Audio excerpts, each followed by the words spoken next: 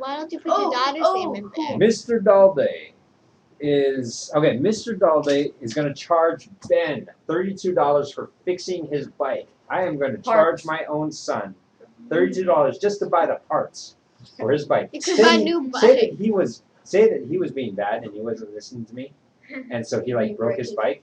Oh. You know, and so I said, dude, the wheel is all messed up. I'm going to charge you $32 out of your allowance just for fixing the wheel, just for buying the wheel. And then, no, I'm gonna take $32 out of your birthday money, just so I can buy the wheel from the store. And then I'm gonna charge you $15 for every hour it takes me to work on this. You can take forever. Yeah, I can work really slow. Right.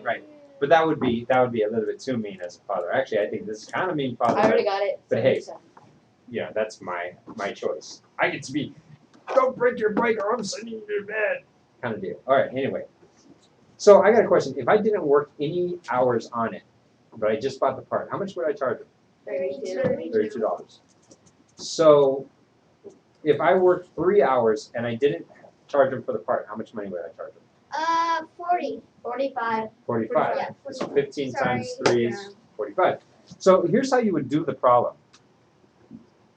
Is you would go 32, because that's how much you're charging him off the bat, plus $15 times what? 3. 3. Why 3? Because you worked 3 hours. Because that's how long it took you.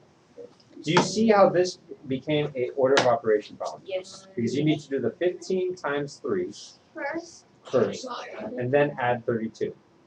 15 times 3 is 45, plus 32 is what? 77. 77. Now, remember how we were talking about what happens if some of you did it differently? What happens if we did math differently? Well, let's figure out. Don't we do that? What is 32 plus 15? Use that in your 47. calculator. 47. Multiply that by 3. Let's see. 141. 2,209. 2,209. 141. Some of us got 141.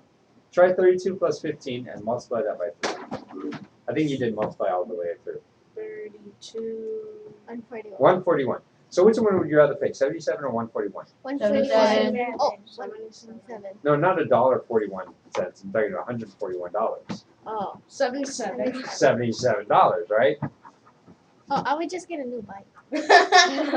That's New true. bikes. I would just, But nice, No, but new bikes cost more than $77.